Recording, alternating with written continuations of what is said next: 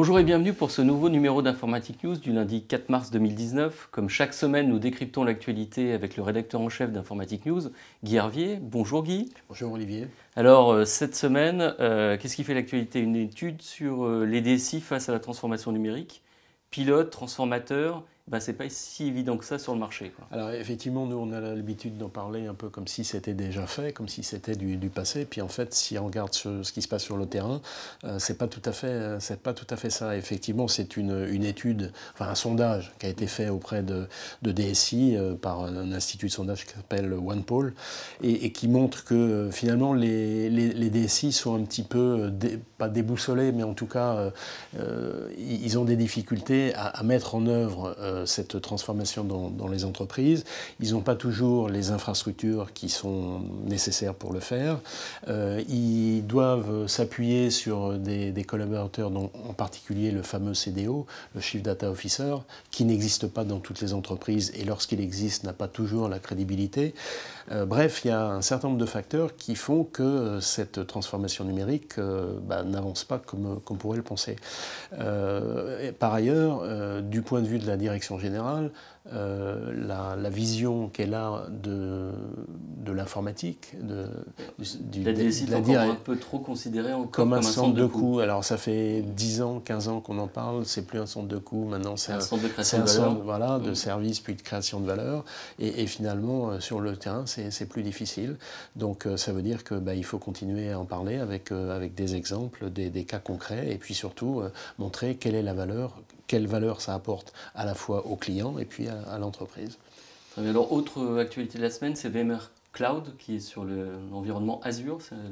Alors, donc Azure, tout le monde connaît maintenant, bien sûr, puisque c'est le numéro 2 du cloud, assez loin encore derrière AWS, mais apparemment, d'après les derniers chiffres, dont la croissance est un peu supérieure au marché et un peu supérieure à AWS. Donc, Microsoft Azure s'est installé comme le numéro 2 dans le domaine du cloud public.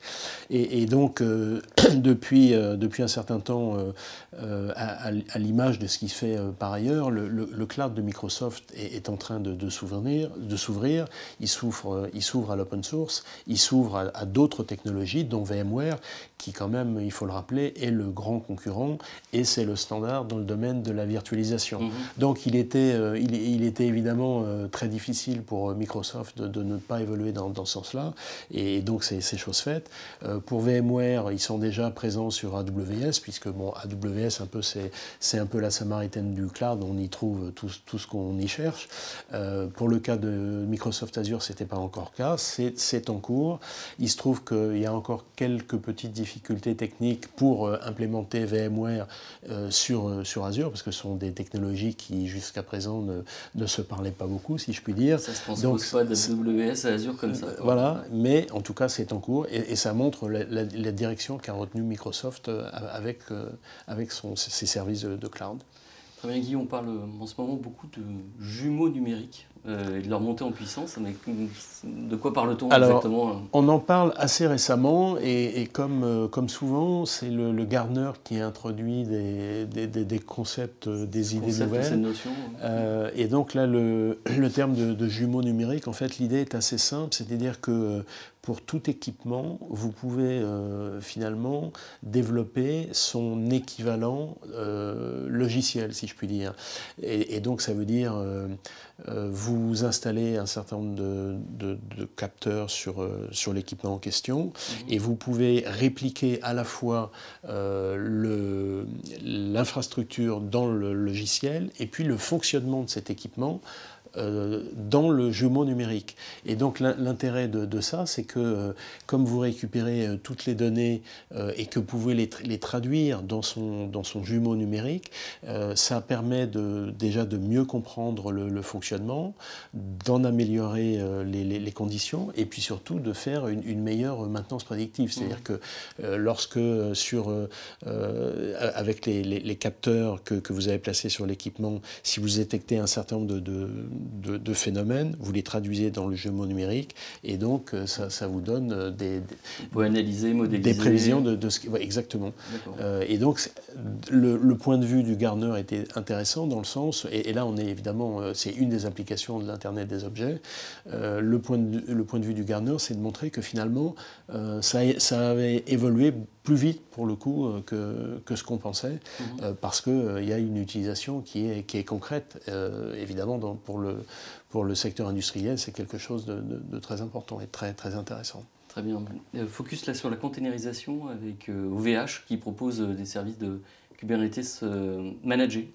Alors effectivement, donc OVH, on a reçu le patron d'OVH il n'y a pas très longtemps, et donc il se présente comme le numéro 1 du cloud en Europe, et ils étendent leur palette de services et de solutions, et là ils viennent de rajouter donc Kubernetes. Donc Kubernetes, c'est le gestionnaire de conteneurs, donc parce qu'il y a les conteneurs, mais comme c'est des produits entre guillemets à cycle de vie très rapide, on les crée, on les tue, enfin on les supprime, et donc il faut gérer tout ça parce que je dirais que c'est encore pire que la virtualisation, cycle de vie très compliqué, donc il faut des systèmes pour assurer la gestion de ces produits-là, et Kubernetes est le standard dans ce domaine, et donc il était évidemment très important pour OVH de le proposer, et de le proposer aussi en service managé. Donc ça veut dire que c'est OVH qui a la main, qui assure la gestion pour le client, donc c'est quelque chose d'intéressant. D'accord, donc il y a plusieurs types de containers sur le marché. Docker en souffre. Exactement. Docker est dans la tourmente actuellement, c'est-à-dire que le modèle est bon, mais la société a du mal à trouver son propre business model. Le modèle pour Docker, pas sûr. En tout cas, bon, il se trouve qu'effectivement, il y a eu des informations qui ont circulé comme quoi Docker, l'entreprise, avait licencié 10% de son personnel, ce qui a été contredit par les porte-paroles de l'entreprise qui ont dit que c'était fortement exagéré, donc c'est peut-être que 9%. Ce qui est sûr, c'est qu'il y a eu des départs de personnes importantes dans l'entreprise, à commencer par Solomon Hykes, qui était un des cofondateurs et qui est parti l'année dernière, mais ce n'est pas le seul. Il y a un certain nombre d'individualités importantes de l'entreprise qui sont parties, plus le fait que on cite ces 10% de départ. Et donc l'idée, c'est qu'effectivement Docker, c'est un produit open source qui, évidemment, a sa version commerciale qui s'appelle Docker Entreprise, qui commence à se vendre, mais bon, c'est pas encore tout à fait optimal, et le fait que le produit dont on vient de parler, Kubernetes, qui est le standard du marché, fait que l'équivalent chez Docker, qui s'appelle Docker Swarm, donc c'est le gestionnaire de conteneurs, pour le coup n'est pas un produit qui a percé sur le marché. Donc tout ça fait que sur un marché où la concurrence est très forte, il y a plein d'acteurs et non des moindres, IBM, Google, Pivotal, enfin il y en a plusieurs des acteurs importants, et bien le résultat c'est que Docker, qui est malgré tout en tant qu'entreprise, c'est une petite structure, est en train de souffrir. Voilà, donc c'est aussi simple que ça. C'est simple que ça. Autre point, c'est sur le Mobile World Congress qui a ouvert ses portes la semaine dernière. Ce qui ressort, si on devait résumer, de toute façon, c'est l'ère et l'avènement de la 5G, c'est un peu ce qui ressort. Clairement, alors contrairement, alors qui a ouvert et fermé ses portes d'ailleurs, parce que ça s'est tenu toute la semaine dernière, je dirais que contrairement aux éditions passées, là c'était la 5G d'un point de vue concret, puisque il y a déjà des opérateurs qui proposent des services de 5G, bon, dans certaines métropoles. Les États-Unis ont pris un peu d'avance dans le domaine, l'Asie suit, et donc là c'est une étude de McKinsey qui est intéressante.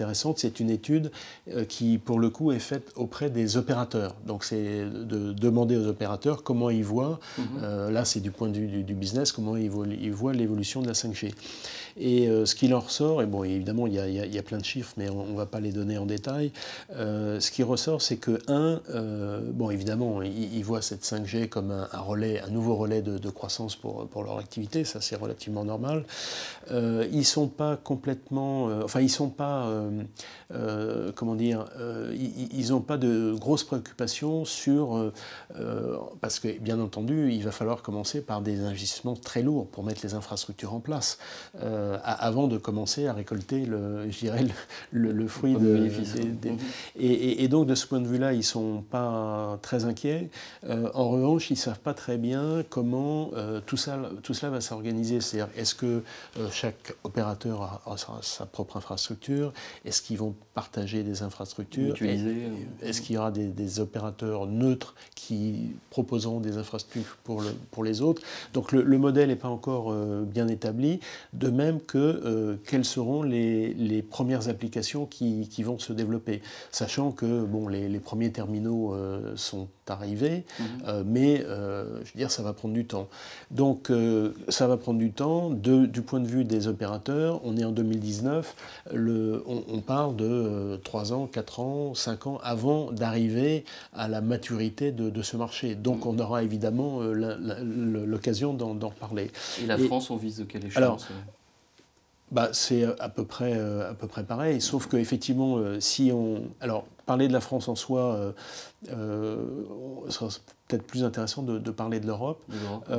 Donc on disait l'Amérique est en tête, l'Asie suit, et l'Europe est un peu à la traîne, ce qui est quand même regrettable, puisque l'Europe était quand même le berceau de la téléphonie mobile. Donc c'est quand même regrettable. Et vraisemblablement, un des facteurs qui joue un rôle dans ce retard, c'est que, contrairement aux autres marchés, aux États-Unis, vous avez 4 opérateurs. En Europe, vous en avez plus d'une centaine. Et donc, ça veut dire que chaque opérateur est obligé de faire ses propres investissements 5G. Donc, on voit bien que c'est plus à la portée de... D'où la possible mutualisation. D'où la nécessité de cette mutualisation. Et peut-être même plus que ça. C'est-à-dire que des regroupements, sauf que l'Europe, pour l'instant, n'a pas du tout cette politique. L'Europe voit la concurrence comme l'outil principal d'organisation industrielle. Et un des derniers points qu'il faut mentionner, c'est que pour les opérateurs, la motivation principale, c'est pour faire de la 5G, parce que pour l'instant, je dirais, les revenus sont relativement faibles, en gros, c'est un problème d'image et de leadership, donc c'est ça ce qui les motive. Ce qui vient en deuxième, c'est ce qu'on appelle le customer experience, donc l'expérience client, ce que ça va apporter aux clients, et puis l'expansion de capacité que la 5G va apporter, et puis l'Internet des objets qui arrive à égalité avec le troisième point. Donc ça, c'est les points importants qui, pour l'instant, motivent les opérateurs de 5G. Bon, ce qui, a priori, n'est pas très, très surprenant, ce qui est dans la logique des choses. Très bien, Guy. L'événement à suivre ces prochains jours, prochaines semaines, qu'est-ce qu'il ne faut pas manquer? Alors, c'est un événement à suivre, et pourquoi on l'a retenu? C'est le salon Documation qui aura lieu du 19 au 21 mars. Et pourquoi on l'a retenu? Parce que c'est la 25e édition. Donc pour un salon, ça veut dire que c'est quand même, je dirais, une très longue période quand on voit l'évolution des technologies. Et donc, Documation, c'est le salon de la gestion de l'information et des processus dématérialisés. Et si on revient 25 ans en arrière, à cette époque-là, c'était encore... Internet était tout naissant, donc on est passé par XML, par la GED. Vous avez peut-être oublié la GED, intranet, le portail, et puis on arrive au Big Data, et donc c'est un salon qui finalement a traversé toutes ces différentes vagues technologiques, donc c'était intéressant d'en parler. Le cap était bon, en fait, sur ce type de salon.